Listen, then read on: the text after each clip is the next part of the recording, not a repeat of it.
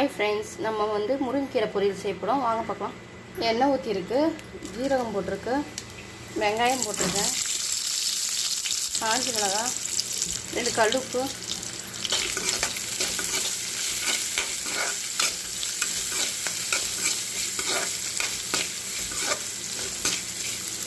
எல்லாம் முருங்கைக்கீரையை அலசி வடிகட்டி வச்சுருக்கோம்.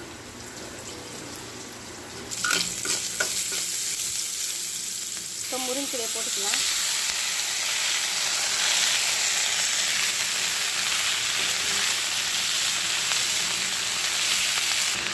நல்லா சாப்பிட மாட்டாங்கல்ல, விரும்பி சாப்பிடாத குழந்தைங்களுக்கு முருங்கைக்கீரையில் முட்டை உடச்சி ஊற்றினீங்கன்னா சாப்பிடாத குழந்தைங்க கூட அந்த முட்டை கருவு சாப்பிடுவாங்க.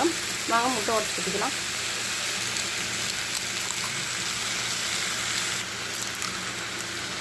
நல்லா கிளறி விட்டுக்கலாம்.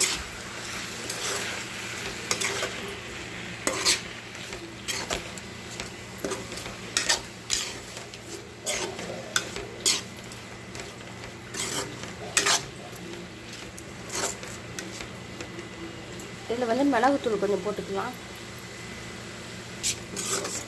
நல்லா கிளறிக்கலாம்.